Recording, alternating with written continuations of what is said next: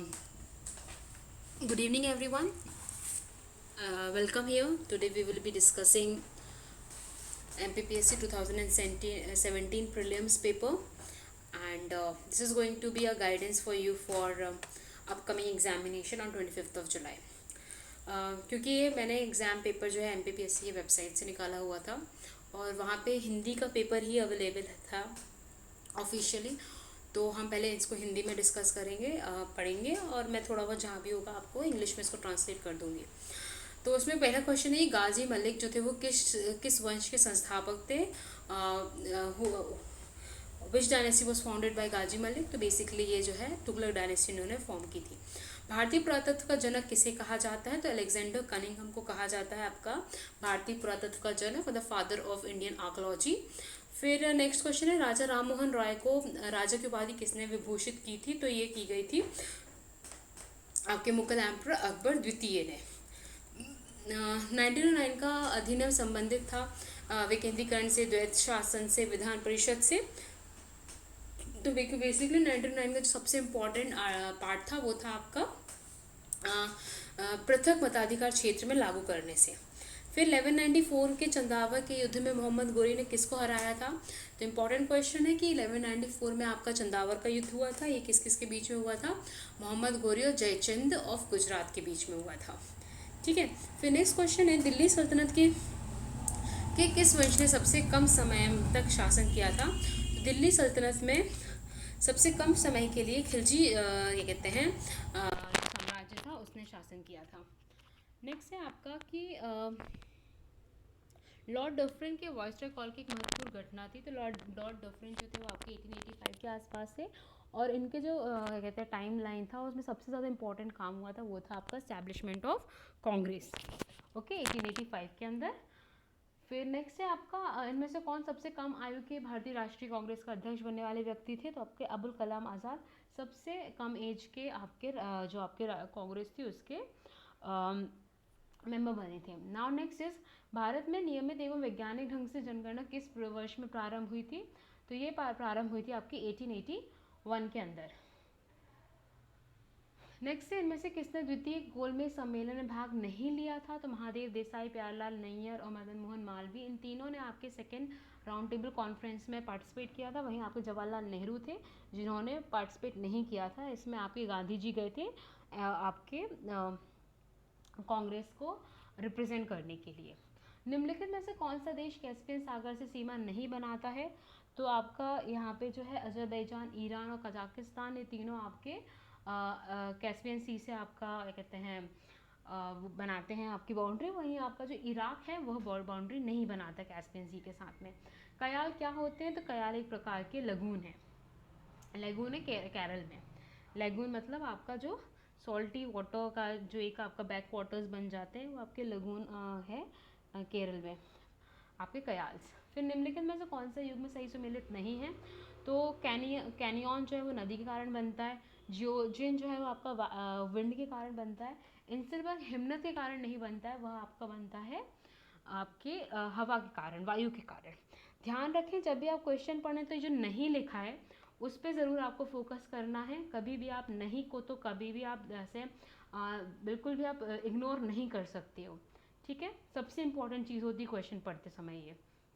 फिर है आपका मोरैन जो होता है वो वही है आपका आइसबर्ग या फिर आपका कहना चाहिए ग्लेशियर से आपका बनता है। फिर स्ट्रोम्बोली क्या है एक प्रकार का? तो स्ट्रोम्बोली एक प्रकार का एक ज्वालामुखी है आपका, इटली में है, और यह एक्टिव वॉल्केनो है। नेक्स्ट इज, जल प्रदूषण निवारण तथा नियंत्रण अधिनियम किस वर्ष लागू हुआ था? तो आपका वाटर कंजर्वेशन एक्ट जो है आपका 1974 में आपका ये लाया गया था। वही 1972 में क्या आता है आपका वाइल्ड लाइफ प्रोटेक्शन एक्ट आता है आपका। नेक्स्ट है आपका क्वेश्चन कि आपका 2011 की जनगणना के अनुसार भारत में जनसंख्या घनत्व कितना है? तो आपको पता होना चाहिए भारत का अपना जनसंख्या घनत्व 382 पीपल पर किलोमीटर रहते हैं आपके। निम्नलिखित में से कौन सा योग सही सुमेलित नहीं है? तो लीपू लेक आपका डेफिनेटली आपको उत्तराखंड में पड़ता है। लीपू लेक पिछले साल बहुत न्यूज़ में था ये, क्योंकि उत्तराखंड और जो हमारा कहते हैं उत्तराखंड और नेपाल के बीच में जो आपका डिस्प्यूट चल रहा था आपका, उस समय बहुत ज़्यादा न्यूज़ में था। वहीं नाथुला जो है अरुणाचल प्रदेश में नहीं है, यह सिक्किम के अंदर पड़ता है, नाथुला और जेलेपला। भाई रोहतांग आपका हिमाचल प्रदेश में पड़ता है, जहाँ से आपकी चंद्रभागा रिवर निकलती है। पालघाट आपका केरल में पड़ता है। फिर संप्रदाय मैदान संबंधित है किससे? संप्राय प्रधान संबंधित है आपके नदियों से, रिवर से ना। निम्नलिखित में से कौन सा क्षेत्र टोडा जनजाति का मूल निवास क्षेत्र है? तो टोडा जनजाति आपकी बेसिकली नीलगिरी पहाड़ियों में मिलती है, आपके ये केरला तमिलनाडु बॉर्डर पे। फिर रास तनूरा तेल शोधनालय कहाँ पे स्थित है? तो रास तनूरा तेल जो मतलब आपकी ऑयल रिफाइनरी है वह सऊदी अरब में थी। ये उस समय का करंट अफेयर्स का क्वेश्चन है। अफीम का वानस्पतिक नाम क्या है? तो ये पेपरवर्स सोमनीफेरम जो है आपका अफीम का साइंटिफिक नेम है। विश्व में चेचक का उन्मूलन घोषित किया गया था, कब हुआ था? तो विश्व में जो चेचक है आपका स्मॉल पॉक्स है, ये 1980 के अंदर इसको फाइनली WHO के द्वारा कहा गया था यह दुनिया से खत्म हो चुका है। जीवाणु भोजी बैक्टीरियोफेज क्या है? बेसिकली बैक्टीरियोफेजेस जो होते हैं वो आपको वायरस को ही कहा जाता है और ये जीवाणु को संक्रमित करने वाले विषाणु होते हैं। ठीक है, नेक्स्ट इज आपका वायरस को ही बैक्टीरियोफेज कहते हैं। हो सकता है ये क्वेश्चन आपको फिर से रिपीट हो जाए इस साल। पौधों में अर्धसूत्री विभाजन के अध्ययन के लिए सबसे उपयुक्त भाग कौन सा है? तो जब आपको अर्धसूत्री विभाजन बेसिकली इंग्लिश में होता है आपका meiosis, in which you have division of your the cell form daughter cell, और ये आपका बेसिकली रिप्रोडक्शन के समय होता है। तो आपको अगर इसको स्टडी करना है तो आप एंथर्स का यूज़ करते हो, जो आपका परागकोश इसका हिंदी वर्ड है। नेक्स्ट है ध्वनि तरंगों का सबसे तीव्र प्रगमन कहाँ पे होता है? जब से फास्ट क्या कहते हैं आपकी साउंड वेव्स कहाँ पे चलती हैं? तो आपकी सॉलिड्स में चलती हैं। मनुष्य की आंख किस वस्तु का प्रतिबिंब बनता है? तो आपको पता होगा कि आंख में जो है आपका जो इमेज फॉर्म होती है वह रेटिना दृष्टि पटल में होती है। नेक्स्ट इज मानवों में गुर्दे निम्नलिखित में से किस प्रणाली का अंग है? गुर्दे यहाँ पे मीनिंग होता है आपका जो आपका है किडनीज, इनको गुर्दे कहा जाता है। तो गुर्दे किडनी आपको पता होगा कि आपका बेसिकली आपकी ब्लड को साफ करने का काम करती है। तो ये आपका बेसिकली एक्सक्रीटरी सिस्टम जो होता है आपका बॉडी का, उसका पार्ट होता है। निम्नलिखित में से कौन सा रोग प्रोटोजोआ द्वारा होता है? तो आपको पता होना चाहिए जो मलेरिया है वह एक प्रोटोजोआ के कारण फैलता है। इस साल आप डिसीजेस प्लीज़ बहुत ध्यान से पढ़ लीजिएगा, क्योंकि ऑलरेडी हमारे सामने एक पैंडेमिक चल रहा है और इसी से रिलेटेड आपको क्वेश्चंस आ सकते हैं, बहुत चांसेस हैं, और ये बहुत ही फेवरेट टॉपिक है MPPSC का क्वेश्चंस पूछने के लिए। नेक्स्ट है संवहन द्वारा ऊष्मा का स्थानांतरण हो सकता है कहाँ से? गैस एवं द्रव में। तो बेसिकली संवहन कन्वेक्शन में आपका कहते हैं जो हीट ट्रांसफर होता है वो सिर्फ और सिर्फ आपका गैसेस और आपके लिक्विड में हो पाता है। निम्नलिखित में से कौन सा युग्म सही सुमेलित नहीं है? देखिए आपका फिर से क्वेश्चन नहीं है पे आता है। तो विटामिन ए जो है फाइंड की थी मैकॉलन ने, विटामिन बी को भी मैकॉलन ने फाइंड किया था, विटामिन सी को जेम्स लिंड ने फाइंड किया था, वहीं जो विटामिन डी है वो पॉल मूलर को फाइंड नहीं किया था। मुझे कमेंट में बताइए कि विटामिन डी को किसने फाइंड किया था। ये विटामिन डी जो विटामिन वाला एरिया है अगेन MPPSC का बड़ा ही फेवरेट टॉपिक है ये। फिर लेंस की शक्ति मापी जाती है किस चीज़ से? तो लेंसेज जो होते हैं उसकी पावर आप क्या कहते हैं करते हो डायोप्टर से। आपका ल्यूमेन जो है वो अगेन आपके लाइट को नाप करने के लिए होता है, कैंडुला ल्यूमिनस इंटेंसिटी के लिए होता है। ठीक है, नेक्स्ट इज निम्नलिखित में से किसे एक स्नेहक लुब्रिकेंट के रूप में प्रयोग किया जाता है? तो आपको पता होगा जो ग्रेफाइट है आपका वो एक प्रकार से आपका लुब्रिकेंट की तरह यूज़ किया जाता है। हंसने वाली गैस कौन सी है? जो आपकी लाफिंग गैस है वो कौन सी होती है? तो नाइट्रस ऑक्साइड जो है as a laughing gas use की जाती है। कई बार आपको जब आपका बहुत ज़्यादा क्राउड इकट्ठी हो जाती है तो आप या तो टीयर गैस यूज़ करते हो या तो आप लाफिंग गैस यूज़ करते हो। तो लाफिंग गैस आपकी नाइट्रस ऑक्साइड होती है। आप मुझे कमेंट में ज़रूर बताइएगा कि आपकी जो टीयर गैस होती है उसका क्या कहते हैं केमिकल नाम क्या है।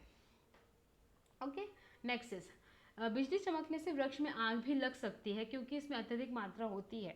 आपको पता है जब आपका लाइटनिंग होती है तो अब सबसे ज़्यादा क्या होगी उसमें? आपकी विद्युत ऊर्जा, इलेक्ट्रिसिटी, हाँ हीट होगी, आपकी पावर होगी उसके अंदर। नेक्स्ट इज जम्मू कश्मीर में 8 वर्षीय तजामुल इस्लाम किस खेल से संबंधित है? तो ये उस समय का करंट अफेयर्स का क्वेश्चन है और ये इंपॉर्टेंट न्यूज़ में रहा होगा। तो ये किक बॉक्सिंग के लिए संबंधित है। इनमें से कौन मध्य प्रदेश के हॉकी खिलाड़ी थे? तो समीर दास जो है वो हमारे MP के हॉकी खिलाड़ी हैं। याद रखिए मध्य प्रदेश के हॉकी खिलाड़ी कौन है आपके? समीर दास। ये आप इसको इसलिए पढ़ लीजिए कहीं आपको ये क्वेश्चन में ऑप्शंस डिलीट करने के लिए हेल्प आ सकता है। नेक्स्ट है आपका पारसी क्लब की स्थापना किस खेल की परंपरा प्रारंभ हुई थी? पारसी क्लब की स्थापना बेसिकली आपकी क्रिकेट के लिए होती है। रूप सिंह स्टेडियम कहाँ पर स्थित है? तो रूप सिंह स्टेडियम ग्वालियर में है। आप ध्यान से जितने भी स्टेडियम है एमपी के उनको याद कर लीजिएगा। पिछले साल जो हमारा ये अभी हम 2017 का पेपर डिस्कस कर रहे हैं, 16 में पूछा गया था आपका कि ऐशबाग स्टेडियम कहाँ पे है? तो ऐशबाग स्टेडियम आपका भोपाल में था। अमिताभ विजयवर्गीय किस खेल से संबंधित है? तो अमिताभ विजयवर्गीय हमारे शायद एमपी के ही हैं। वो आपके क्रिकेट से संबंधित है। 1987 में खेले गए क्रिकेट विश्व कप का क्या नाम था? तो 1987 में खेले गए क्रिकेट विश्व कप का नाम रिलायंस कप था। सचिन तेंदुलकर को अर्जुन पुरस्कार किस वर्ष प्रदान किया गया था? ये थोड़े से ऐसे क्वेश्चन है जो हम नहीं पढ़ते हैं डेली अपने पढ़ाई में, पर शायद से बहुत ही इंपॉर्टेंट फिगर्स हैं इन द 1980 से सचिन तेंदुलकर एंड ऑल। तो कुछ ऐसे क्वेश्चन एमपीपीएससी पूछ लेता है, तो हमें यहाँ बहुत धैर्य के साथ करना चाहिए क्वेश्चंस को, डरना नहीं चाहिए इन सारे क्वेश्चन से। तो इसका आंसर 1994 था। सचिन तेंदुलकर को अर्जुन पुरस्कार 1994 में दिया गया था। राष्ट्रमंडल खेलों का प्रारंभ किस वर्ष हुआ था? तो जो आपके राष्ट्रमंडल खेल हैं उनका प्रारंभ आपका 1930 में हुआ था। फिर है निम्नलिखित में से कौन सा देश T20 क्रिकेट विश्व कप में कभी भी विजेता नहीं रहा है? तो ऑस्ट्रेलिया ऐसा विश्व कप उस समय तक कंट्री था जिसने T20 क्रिकेट विश्व कप नहीं जीता था 2017 में। आप मुझे कमेंट में बताइए जो इसके पहले 2020-21 कब आपका नया वाला T20 क्या कहते हैं वर्ल्ड कप हुआ और उसमें विनर कौन था? ये अच्छा क्वेश्चन है, आप कर लीजिए तैयार एक बार। और ये भी आप कर लीजिए कि आपको जो नेक्स्ट T20 वर्ल्ड कप है वो कब और कहाँ पे होना है। फिर है 44th, निम्नलिखित में से किस वर्ष का ओलंपिक लंदन में नहीं हुआ था? ये अगेन एक अनएक्सपेक्टेड क्वेश्चन था और इसका आंसर था 1968। बाकी 2012, 1948 और 1908 के अंदर आपका लंदन में ऑलरेडी ओलंपिक्स हो चुके थे। इंटरनेट का उस सेवा को जो ऑडियो एवं वीडियो वार्तालाप प्रदान करती कहते हैं, बेसिकली अभी हम जो यूज़ करते हैं आजकल ऑडियो और वीडियो दोनों के लिए, उसको वीडियो कॉन्फ्रेंसिंग कहा जाता है। निम्नलिखित में से वेब ब्राउज़र नहीं है, आपको पता है ओपेरा है। विवर्ल्डी पे आपको कन्फ्यूजन हो सकता है, मोजिला फायरफॉक्स तो हमारे काफ़ी एंशियंट वाले आपके क्या कहते हैं वेब ब्राउज़र हो चुके हैं अब। और विवाल्टी और गूगल ऐप्स तो आपको पता है, गूगल ऐप्स आपके एप्लीकेशन है ना कि आपका वेब ब्राउज़र है। बाइडू आपका अगेन एक वेब ब्राउज़र है। बिंज आपका वेब ब्राउज़र है। ओके, नेक्स्ट इज कंप्यूटर सुरक्षा के संदर्भ में क्रैकर्स किस नाम से संबंधित के जाने जाते हैं? तो ब्लैक हैट हैकर्स होते हैं कंप्यूटर में। डक डक गो क्या है एक प्रकार का? तो ऑप्शन है search engine, web browser, virus और न्यूज़ वेबसाइट। तो बेसिकली आपका जो डक डक गो है एक प्रकार का सर्च इंजन है। ध्यान रखिए वेब ब्राउज़र एक प्रकार का ऐसे एप्लीकेशन होते हैं जहाँ पे आप इंटरनेट को एक्सेस कर सकते हो, और सर्च इंजन एक प्रकार की ऐसी वेबसाइट होती कहना चाहिए आपका, जो आपको अलग अलग चीज़ों को ढूंढने में सहायक होती है। जैसे फॉर एन एग्जाम्पल आपका क्या कहते हैं क्रोम एक वेब ब्राउज़र है, वहीं हम उसमें अगर गूगल यूज़ करते हैं तो आपको वो एक सर्च इंजन है। फिर नेक्स्ट क्वेश्चन है ईथरनेट क्या है आपका? एक उदाहरण है, जैसे मैं आपको भी माइक्रोसॉफ्ट का बता रही थी। तो जैसे आपका मैंने इसके पहले बताया था वेब ब्राउज़र नहीं है, तो बिंज आपका बेसिकली वेब ब्राउज़र नहीं है, बिंज आपका एक सर्च इंजन है।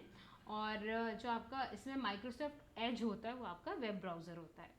ठीक है, नेक्स्ट इज आपका ईथरनेट एक उदाहरण है, तो ईथरनेट आपका लैन का उदाहरण है। जो लैन है वो आपका ईथरनेट का एक उदाहरण है। मॉडर्न परिवर्तन करता है एनालॉग सिग्नलों को डिजिटल सिग्नल में, डिजिटल सिग्नलों को एनालॉग सिग्नल्स में, दोनों में। तो आपको पता है मॉडर्न का नाम ही होता है मॉड्यूलेशन एंड डीमॉड्यूलेशन, तो वो दोनों काम करता है। डिजिटल सिग्नल्स को कन्वर्ट करता है एनालॉग में, एनालॉग को कन्वर्ट करता है डिजिटल में। फिर निम्नलिखित में से किस अधिनियम द्वारा संवैधानिक निरंकुशता का सिद्धांत प्रवर्तित किया गया था? तो संवैधानिक निरंकुशता का सिद्धांत आपके 1935 के गवर्नमेंट ऑफ इंडिया एक्ट के अंदर लाया गया था। आपको लग रहा होगा मैं बहुत फास्ट कर रही हूँ, आप मानिए अभी आपका टाइम ऐसा है कि आप 1.5 महीने में नई चीज़ें सीख नहीं सकते हैं। आप इस समय जितने पेपर्स लगाएंगे, अभी तो हम प्रीवियस ईयर क्वेश्चंस कर रहे हैं, इसके बाद हमारे पास जो भी अवेलेबल टेस्ट सीरीज़ वगैरह के अगर कुछ हमें मिलते हैं कहीं से और फ्री होते हैं तो हम उनको डिस्कस करेंगे। आप इस समय जितना ज़्यादा से ज़्यादा आप रिवर्स इंजीनियरिंग करिए, आप पेपर में से चीज़ों को याद कीजिए, इंस्टीड ऑफ कि आप बुक में से फिर चीज़ें याद करके फिर पेपर लगा रहे हैं, आप उल्टा कीजिए, आप पेपर्स लगाइए, पेपर्स में आपको जो जो नई चीज़ें मिलती हैं उनके नोट्स बना लीजिए थोड़े बहुत और उनको याद कीजिए। ओके, फिर थोड़ा सा फास्ट इसलिए करना ज़रूरी है क्योंकि अगर हम एक एक चीज़ों को अभी डिस्कस करने लगेंगे तो बहुत टाइम आ जाएगा और हमारे पास इतना टाइम बचा नहीं है, सिर्फ 40 दिन बचे एग्ज़ाम को। और इम्पॉर्टेंट है कि इस बार का कॉम्पिटिशन काफ़ी ज़्यादा होने वाला है। आपको ने पिछले बार का ऑलरेडी देखा होगा, कट ऑफ बहुत हाई गया था। क्योंकि एक जो अभी MPPSC ने प्रोविज़न ऐसा कर दिया कि अगर आपके किसी आंसर के 2 आंसर्स हैं तो उनको भी वो कंसिडर करेगी। तो इससे क्या होता है, आपका कंपटीशन काफ़ी ज़्यादा बढ़ जाता है। पहले तक ऐसा होता था अगर कोई क्वेश्चन में डिस्प्यूट है तो MPPSC उस क्वेश्चन को ही अलग कर देती थी। तो इसमें क्या होता था, आपका क्वेश्चन अलग अलग हो गया तो बहुत सारे बच्चे बाहर हो जाते थे। अभी ऐसा हो गया कि अगर क्वेश्चन आपने हाँ सही कर दिया तो 2 ऑप्शन को भी आप सही कर रहे हो तो ज़्यादा ये कहते हैं लोगों का कट ऑफ बढ़ने लगता है।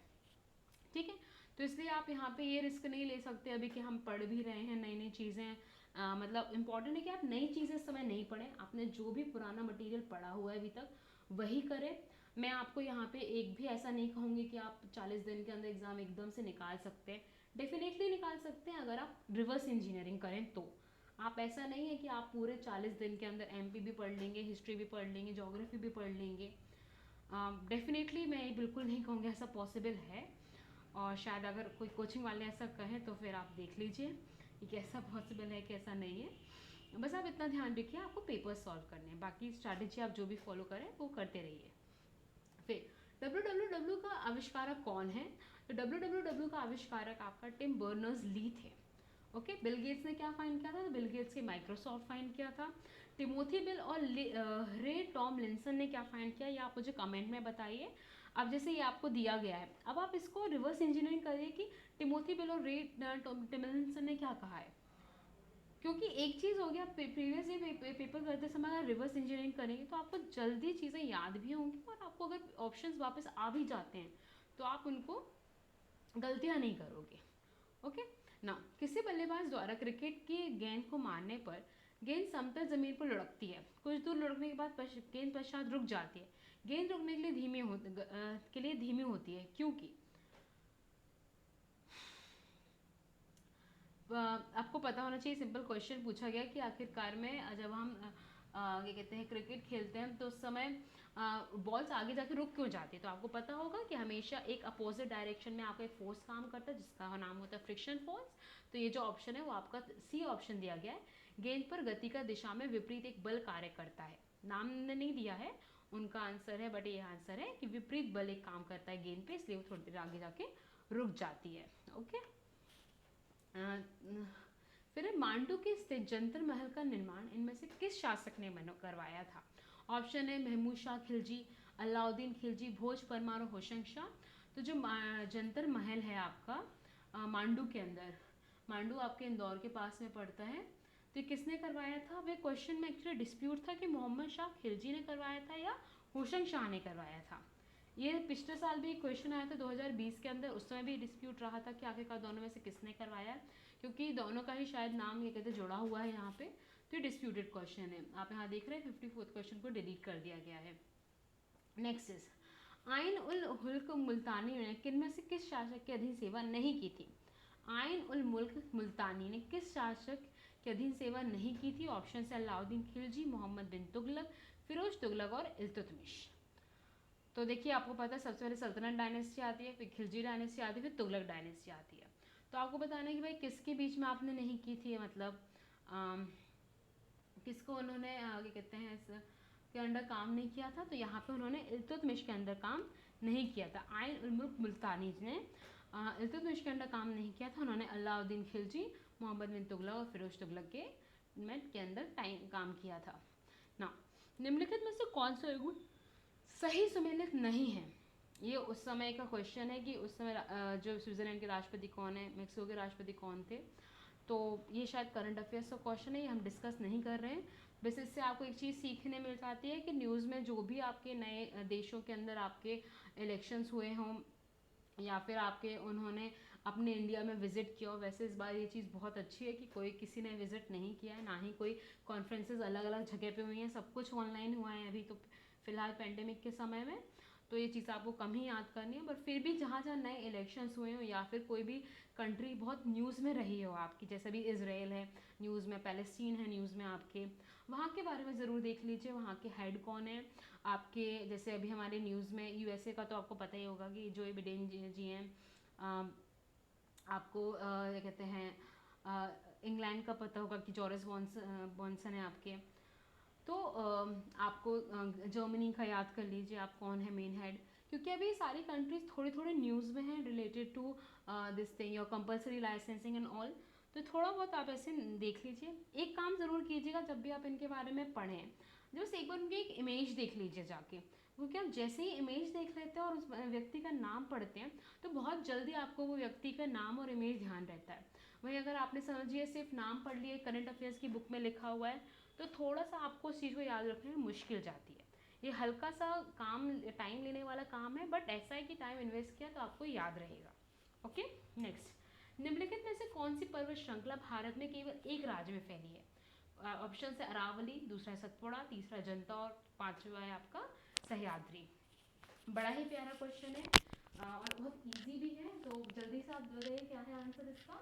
तो आंसर इसका डेफिनेटली अजंता केव्स है।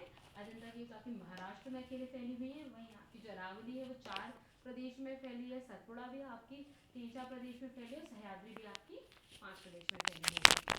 अरावली कहाँ कहाँ है? तो आपकी गुजरात में अरावली है। अरावली स्टार्ट होती गुजरात, राजस्थान, आपका थोड़ा पार्ट दिल्ली का, और आपका नेक्स्ट आपका पार्ट होता है उसका हल्का सा पार्ट जो है वो हरियाणा में भी जाता है आपका। वही सतपुड़ा जो है वो आपकी कहाँ कहाँ है? गुजरात में है, आपका एमपी में है, और आपका थोड़ा पार्ट इसका छत्तीसगढ़ में भी जाता है जहाँ तक आपका इसका पार्ट। सह्याद्री की बात करते हैं तो सह्याद्री आपकी गुजरात से शुरू होती हैं। गुजरात, महाराष्ट्र, गोवा, आपका कर्नाटका, केरल, ये आपके सह्याद्रीज का है। आपको पता होगा सह्याद्री आपके वेस्टर्न घाट्स को भी कहते हैं। ओके, वैसे उनका नाम वहाँ पे महाराष्ट्र में कहलाते हैं सह्याद्रीज वो। नेक्स्ट इज मानवाधिकार आयोग के अध्यक्ष का कार्यकाल कितना होता है? तो ऑप्शन है 3, 4, 5, 6। तो जो आंसर है उसका वो ये है कि आपका जो मानवाधिकार आयोग है उसका जो कार्यकाल होता है वो 5 वर्ष का होता है, अध्यक्ष का कार्यकाल। जो मानवाधिकार आयोग है उसमें जो अमेंडमेंट्स हुए उनको एक बार ज़रूर देख लीजिएगा।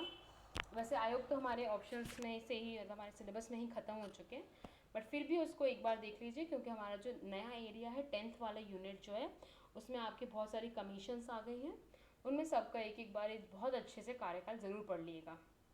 इनमें से वह प्रथम नेता कौन था जिसने भारत में मजदूर आंदोलन को संगठित किया था? ऑप्शन है बीपी वालिया, लाला लाजपत राय, एएम लोखंडी और एनजी रंगा। तो इसके जो आंसर है वो है आपका एमएन लोखंडे जी। लोखंडी जी थे एनएम लोखंडी जी, जिन्होंने पहली बार आपका जो आपके लेबर है ऑर्गेनाइजेशन उनको आपने संगठित किया था, एनएम लोखंडी जी ने। ये आपका मॉडर्न हिस्ट्री का क्वेश्चन है। जो रूट किस खेल से संबंधित है? जो रूट जो है वो आपके क्रिकेट से संबंधित है। ओके, बड़ा ही मतलब क्रिकेट जो है हमारे एमपीपीएससी का बड़ा ही फेवरेट टॉपिक है। हर साल कुछ ना कुछ क्वेश्चन पूछे जाते हैं क्रिकेट से आपको, और ऐसा कहा जाता है अगर आपको एक क्वेश्चन आता है और आपको नहीं बनता है उसको और आपको एक गैस लेना है तो आप उसमें आंसर क्रिकेट ही लगाइए, तो कम से कम 50% चांसेस तो है वो आपका आंसर सही होगा। प्लीज़ इस बात को मजाक में लीजिएगा, सीरियस बात नहीं है ये, आप ध्यान से पढ़िए। नेक्स्ट इज प्रधानमंत्री नरेंद्र मोदी जैकोब जुमा ने में से जुलाई 2000 में मिले जो हैं। देखिए ये चीज़ न्यूज़ में थी उस समय, उन्हें डायरेक्टली पूछा कि जैकोब जुमा आए हुए थे जुलाई 2016 में, तो कौन थे ये? तो आपको देखिए क्वेश्चन पेपर आपका शायद हुआ है आपका ये 2017 का पेपर आपका हुआ है अप्रोक्सीमेटली आपका ये जनवरी के आसपास, और उन्होंने जुलाई 2016 की न्यूज़ पूछी, तो एटलीस्ट आपको मिनिमम 1 साल पुराना करंट अफेयर्स तो पढ़ना ही पढ़ना है। तो जो 61 का जो आंसर था उस समय जैकोब जुमा जो आए हुए थे वो हमारे उस समय के आपके बेसिकली वो दक्षिण अफ्रीका के राष्ट्रपति थे। अब ये समय का तो कोई इम्पोर्टेंट नहीं है, उस समय न्यूज़ में थे तो इस समय क्वेश्चन है। फुटबॉल में मोहन बागान क्लब की स्थापना कब हुई थी? तो पहला तो एक इम्पॉर्टेंट चीज़ आपको याद रखनी है कि मोहन बागान क्लब जो है वो आपका फुटबॉल से संबंधित है। अब क्वेश्चन पूछा गया कि कब इसकी स्थापना हुई थी? तो मोहन बागान क्लब की स्थापना हुई थी आपकी 1889 में। काफ़ी पुराना आपका ये क्लब है जो कि फुटबॉल से संबंधित है, मोहन बागान क्लब। इसके पहले अभी हमने एक और क्लब के बारे में पढ़ा था, और रिवाइज कीजिए क्या था वो, तो याद होगा आपने पारसी क्लब की बात की थी, यह संबंधित था आपका क्रिकेट से। कमेंट में बताइए पारसी क्लब कब कहते हैं आपका बना था। ठीक है, नेक्स्ट, मई 2016 में निम्नलिखित में से किस देश में पहली बार महिला राष्ट्रपति बनी थी? देखिए बड़ा ही उस समय न्यूज़ में शायद क्वेश्चन रहा होगा, और मई का क्वेश्चन है। पेपर आपका जनवरी के आसपास हो रहा है, जनवरी 17 के आसपास हो रहा है, और मई 2016 की न्यूज़ पूछी गई है। तो पूरा का पूरा 6-7 महीने पुराना वाला करंट अफेयर्स है ये। नेक्स्ट 2016 का फ्रेंच ओपन फिर पूछा गया है। मैं आंसर नहीं देख रही हूँ क्योंकि करंट अफेयर्स से क्वेश्चन है, तो आप फ्रेंच ओपन्स पढ़ लीजिएगा। करंट अफेयर्स में जो भी नए आपके अपॉइंटमेंट्स हुए हैं उनको देख लीजिए। फिर मनोहर आइच को पॉकेट हर्कुलिस कहा जाता है, वे थे। तो ये मनोहर आइच पॉकेट हर्कुलिस कहा जाता है, वे क्या थे? तो ऑप्शन है आपका मुक्केबाज, एथलीट, तैराक और बॉडी बिल्डर। उस समय न्यूज़ में रहे थे ये, तो शायद ये बॉडी बिल्डर थे। आपको पता हुआ हर्कुलिस एक नॉवेल्स वगैरह में काफ़ी फेमस क्या कहते हैं कैरेक्टर है। तो ये काफ़ी मतलब स्ट्रॉन्ग थे, तो पॉकेट हर्कुलिस उनको कहा जाता था। तो आप शायद इससे भी लगा सकते थे कि बॉडी बिल्डर हो सकते हैं। करंट अफेयर से क्वेश्चन इतने इंपॉर्टेंट नहीं है, इनको आप छोड़ दीजिएगा। फिर नेक्स्ट इज रंजीत सब वन और बहादुर सब वन क्या है? 2 लड़ाकू विमान, 2 पनडुब्बियाँ, धान की 2 नई किस्में और गेहूँ की 2 नई किस्में। तो लगाइए आप थोड़ा सा वो लगाइए, करंट अफेयर का क्वेश्चन है, फिर भी आप इसमें गैस लगाइए। तो रंजीत सब वन और बहादुर सब वन उस समय की धान की 2 नई किस्में न्यूज़ में थी। फिर मई 2016 अगेन रॉकी, ऐसा लग रहा है जैसे हमने मई के सारे उठा के क्वेश्चन उठा दिए हैं। कई बार ऐसा होता, देखिए फिर से मई का क्वेश्चन है आपका। जैसे मई 2016 में ममता बनर्जी को पश्चिम बंगाल के मुख्यमंत्री की शपथ किसने दिलवाई? सोचिए 2016 में उस समय क्या कहते हैं आपका पश्चिम बंगाल का हुआ था, और अभी फिर हमारा इस साल पश्चिम बंगाल के चुनाव हमने देखे हैं। तो इस बार प्लीज़ याद पढ़ लीजिएगा कि आपको पश्चिम बंगाल के आपके जो वो हैं गवर्नर है वो कौन है। आपको पता होना चाहिए कि जो आपके सीएम होते हैं उनको जो आपके शपथ है उनका गवर्नर दिलाता है उस प्रदेश का। तो आप प्लीज़ इस बार के गवर्नर्स को ज़रूर देख लीजिएगा। पश्चिम बंगाल के गवर्नर्स देख लीजिए आप, आपका असम के गवर्नर आप देख लीजिए, इवन नाम भी पढ़ लीजिएगा उनका। तो जितने भी इलेक्शंस अभी रिसेंटली हुए हैं उनके आप गवर्नर्स को ज़रूर पढ़ लीजिएगा, गवर्नर्स और वहाँ के सीएम। मई 2016 में रॉड्रिको, मैं आपको बता देती हूँ कहाँ कहाँ के देखना है आपको। असम का देखना है, पश्चिम बंगाल का देखना है, तमिलनाडु के देखने हैं और कर्नाटका के देख लें। ये 4 जगह तो मुझे अभी डेफिनेटली याद है, बाकी आप और करंट अफेयर्स में देख लीजिए। मई 2016 में रॉड्रिगो ड्यूटर्ट किस देश के राष्ट्रपति निर्वाचित हुए? अगेन करंट अफेयर्स मई 2016 question. State data centre SDC प्रारंभ करने वाला पहला भारतीय राज्य क्या है? अगेन उस समय का करंट अफेयर्स का क्वेश्चन था ये। तो उस समय हिमाचल प्रदेश ने स्टेट डेटा सेंटर खोला था और वो पहले राज्य था। फिर है 2016 में भारतीय जनता पार्टी में लिखे किस राज्य पहली बार सरकार बनाई? अगेन मतलब 2016 का आप सोचिए, उस समय भी असम, अभी असम में फिर हुए, उस समय भी असम में हुए थे। तो कहाँ पे बनाई उन्होंने पहली बार राज्य सरकार? तो आपको जिसका बहुत अच्छा आंसर था वो असम में था। अब इस बार फिर से असम में कहते बीजेपी आई हुई है, सेकेंड टाइम आई हुई है। तो इस बार भी वो देख लीजिएगा। भवानी प्रसाद मिश्र का जन्म स्थान क्या है? भवानी प्रसाद मिश्र एक पोएट है अपने यहाँ के, और इनका जो जन्म स्थान है वो कहाँ पे है आपका? वो आपका होशंगाबाद शहर, ओके, जिसका नाम अब नर्मदापुरम पड़ चुका है। होशंगाबाद भवानी प्रसाद मिश्र जी का जन्म स्थान है। सुनील लांबा क्या है? महिषा उपन्यास के लेखक, हिंदी के एक प्रसिद्ध उपन्यासकार, भारत के 23वें नौसेना प्रमुख और सीमा सुरक्षा बल के महानिदेशक। तो सुनील लांबा जी उस समय आपके अपॉइंट हुए थे भारत के 23वें नौसेना प्रमुख। तो ये पर्सनालिटीज़ के मेन क्वेश्चन होते हैं। जैसे इस बार का 2017 क्वेश्चन में बहुत सारी पर्सनालिटीज़ आई हुई हैं, वही 16 के क्वेश्चन पेपर में कम थी। तो कभी भी आप पिछले पेपर के पैटर्न पे मत जाइए कि क्या आया था वहाँ से। आपको हर चीज़ बहुत अच्छे से करनी है। कुछ एरिया होगा जो थोड़ा सा डोमिनेट करेगा एक साल के पेपर में, बट फिर भी आप बाकी एरियाज़ को, अगर आपका जैसे कुछ वीक है तो कुछ कोशिश भी मत कीजिए कि आप कोई भी पर्टिकुलर एरिया पेपर में छोड़ने वाले हैं। आप हर एरिया को अच्छे से कीजिए तैयार। अभी भी आपके पास में एक पूरे 40 दिन है, बचे हुए दिन आप करंट रिवीजन में निकालिएगा। 6-7 दिन जो भी बचेंगे आप अभी भी बहुत ध्यान से पढ़ाई कर सकते हैं। जून 2016 में इसमें से किन्हें विश्व के सबसे बड़े व्यापारिक संगठन इंटरनेशनल चैम्बर ऑफ कॉमर्स का अध्यक्ष चुना गया? अब देखिए उन्होंने क्वेश्चन पूछा 2000 जून का, और आपका पेपर जो है वो मैंने बताया जनवरी 17 के आसपास हुआ है। तो आपका ये क्या हो गया, पूरा का पूरा 6-7 महीने पुराना करंट अफेयर्स उन्होंने लिया हुआ है। मैं इसको नहीं पढ़ रही हूँ क्योंकि ये करंट अफेयर्स का क्वेश्चन है। अब स्टेट बैंक की स्थापना कब हुई थी? ऑप्शन आप 54, 55, 1956 एंड 57। तो स्टेट बैंक की जो स्थापना हुई थी आपकी 1955 में हुई थी। दिल्ली के पूर्व पुलिस आयुक्त BS बस्सी को मई 2000, अगेन मई से, ऐसा लग रहा है जैसे मैंने कहा ना आपसे कि एक ही क्या कहते हैं मंथ का करंट अफेयर उठा लिया है। फिर नेक्स्ट है आपका मई, अगेन मई, प्रणब मुखर्जी ने किस देश की यात्रा की थी? करंट अफेयर्स आप यात्राएं पढ़ लीजिए। इस साल मैं बता रही हूँ आप बहुत लकी हैं कि आपको इस साल, और खासकर आपका 21 का भी जो पेपर होने वाला, आपको किसी के भी कहाँ कौन गया है वो नहीं पढ़ना है, क्योंकि कुछ हो ही नहीं रहा है, सब कुछ ऑनलाइन हो रहा है। और डेफिनेटली वो ये तो नहीं पूछेंगे कि कहाँ पे हुआ है, और तो सब कुछ ऑनलाइन तो डेफिनेटली नहीं पूछा जाने वाला है। सानिया मिर्जा के मिक्स डबल्स का पार्टनर इवान डिडोर्ज किस देश के हैं?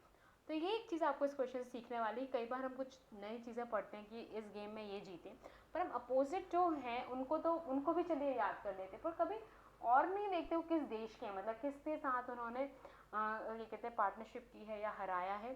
तो ये क्वेश्चन उस चीज़ को बताता है कि आपसे ऊपर ऊपर चीज़ें मत पढ़िए, थोड़ा सा डीप में जाइए, ठीक है।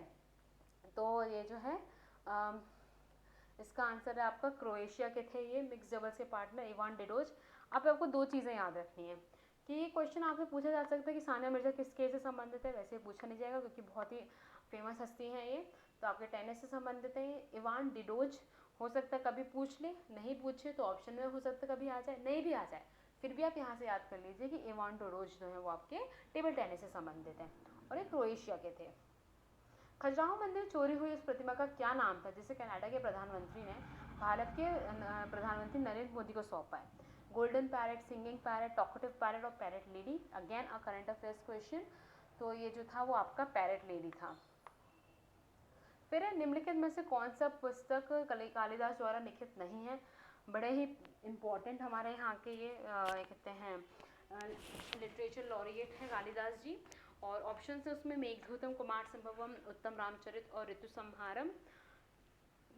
तो आपका जो इसका आंसर है उत्तम रामचरित, ये कालिदास जी द्वारा लिखित नहीं है। कमेंट में बताइए कि उन्होंने क्या लिखा, क्या कहते हैं उत्तम रामचरित मानस किसके द्वारा लिखी गई है। अब इम्पोर्टेंट है कि आप याद कर लीजिए कि मेघदूत, कुमार संभवम और ऋतु संहारम, ये तीनों के तीनों कालिदास जी द्वारा लिखित हैं।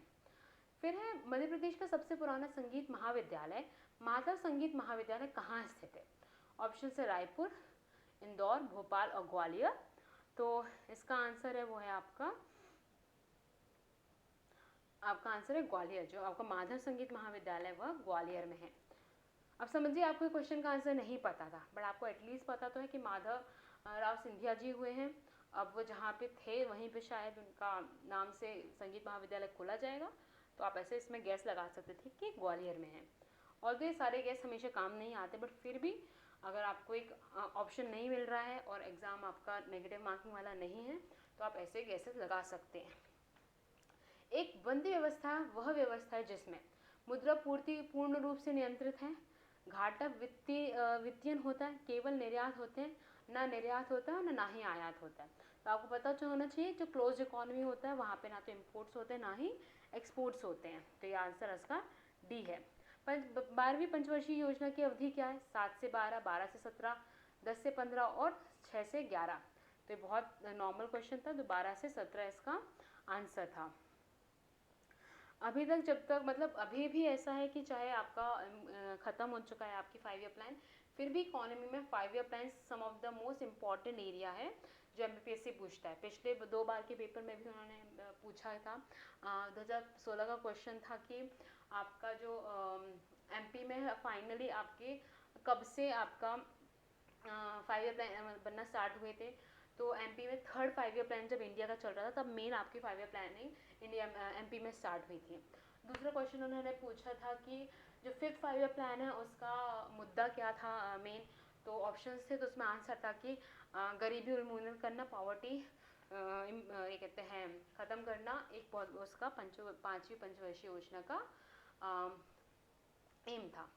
नेक्स्ट इंडिया विजन 2020 किसके द्वारा तैयार किया गया था?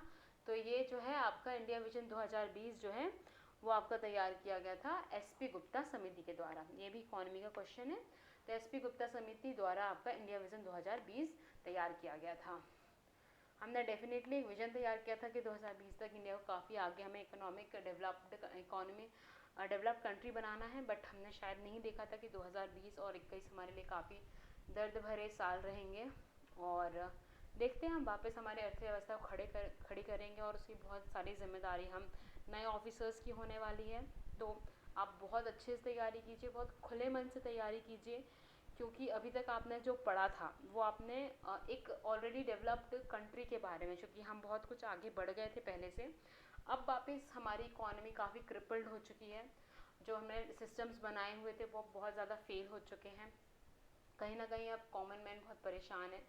तो हम जब एक ऑफिसर बन के सामने आएंगे तो आप ये ध्यान रखिए आपके पास में चैलेंजेस बहुत होने वाले हैं और बहुत पॉजिटिविटी के साथ आपको उन चैलेंजेस को डील करना है, और ये जो जज्बा लेके आप तैयारी करेंगे उसमें आप बहुत जल्दी एग्ज़ाम को निकाल पाएंगे। ओके, नेक्स्ट 85th क्वेश्चन, निम्नलिखित में से कौन से सही सुमेलित नहीं है? पहला है प्रथम विश्व युद्ध पहला प्रथम विश्व जलवायु सम्मेलन 1979 में हुआ था क्या? प्रथम पृथ्वी शिखर सम्मेलन में एजेंडा 21 आया था। पृथ्वी शिखर सम्मेलन +5 क्या 1997 में हुआ था। और नेक्स्ट इज कार्बन व्यापार, जो आपका कहते हैं कार्बन इकोनॉमी, कार्बन ट्रेड की बात मॉन्ट्रियल प्रोटोकॉल में आई है क्या? तो आपको पता होना चाहिए जो मॉन्ट्रियल प्रोटोकॉल है वो आपका किससे संबंधित है? वो आपका है ओजोन लेयर डिप्लीशन को रोकने के लिए। तो इसका डी आंसर गलत है आपका, सही सुमेलित नहीं है। तो पहला विश्व जलवायु सम्मेलन 1979 में हो रहा था आपका। दूसरा प्रथम जो आपका अर्थ समिट हुई थी उसमें आपका एजेंडा 21 आता है फॉर सस्टेनेबल डेवलपमेंट। वहीं जो आपका 5 साल बाद आपका जो प्रथम जो पृथ्वी शिखर सम्मेलन +5 होता है 1997 में होता है। यहाँ पे मॉन्ट्रियल प्रोटोकॉल भी साइन किया जाता है आपका। फिर अंतर्राष्ट्रीय मुद्रा कोष के संबंध में निम्नलिखित में से कौन सा कथन सही है? या किसी भी देश का ऋण प्रदान कर सकते हैं, या केवल विकसित देशों को ही ऋण प्रदान कर सकती है, या केवल सदस्य देशों को ही ऋण प्रदान कर सकता है, या किसी देश के केंद्रीय बैंक का ऋण प्रदान कर सकती है। इंपॉर्टेंट है कि IMF इंटरनेशनल मॉनेटरी फंड से सिर्फ वही लोग आपको लोन मिल सकता है जो ऑलरेडी क्या है IMF के मेंबर्स हैं। ठीक है, ये हमेशा आप इंटरनेशनल ऑर्गेनाइजेशन अच्छे से पढ़िए, क्वेश्चन रिपीट होते ही होते हैं। फिर 2016 जैसे पिछली बार पूछा गया था कि आपका वर्ल्ड इकोनॉमिक आउटलुक रिपोर्ट कौन जारी करता है, तो इसका आंसर IMF ही था। 2016 में हुई भारत जिम्बाब्वे एक दिवसीय क्रिकेट श्रृंखला में मैन ऑफ द सीरीज किसे घोषित किया गया था? ये क्वेश्चन करंट अफेयर्स का है, इस साल भी जो भी इंपॉर्टेंट हुए हों उनको पढ़ लीजिए। IPL 9 का फाइनल मैच किस देश के स्टेडियम में खेला गया था? नेक्स्ट रश्मि रेखा नाम पुस्तक के लेखक कौन थे? तो रश्मि रेखा नाम की जो पुस्तक है उसके लेखक आपके बालकृष्ण शर्मा नवीन जी थे। ठीक है, याद कर लीजिए। अब जैसे मैं बाकी जो आपके लेखक दिए गए गजानन माधव मुक्तिबोध जी, हरिशंकर परसाई जी, भवानी प्रसाद मिश्र जी, इन सब के आप जरूर क्या कहते हैं पुस्तकों के नाम लिख लीजिए। अगेन जो आपकी बुक्स हैं वो बड़ा ही प्यारा एरिया है MPPSC का, पूछते ही पूछते हैं क्वेश्चन। आप देख लीजिएगा अपना जो नया वाला सिलेबस है उसमें भी कहीं ना कहीं आपका ये वाला पार्ट जरूर मेंशन होगा। चंद्रशेखर आज़ाद का जन्म मध्य प्रदेश में किस जिले में हुआ था? तो चंद्रशेखर प्रसाद जी का जन्म जो हुआ था वो आपका झाबुआ जिले में हुआ था। ठीक है ना। नेक्स्ट इसको अब आज़ाद नगर भी बोला जाता है। इनमें से कौन परमार वंश का शासक नहीं थे? उपेंद्र, मुंज, गंगादेव और उदयादित्य। तो जो परमार वंश के शासक नहीं थे वो आपके गंगादेव जो थे वो आपके परमार वंश के शासक नहीं थे। उपेंद्र, मुंज और आपके उदयादित्य आपके तीनों परमार वंश के शासक थे। धंगदेव किस वंश के शासक थे? तो बड़ा ही अच्छा क्वेश्चन है।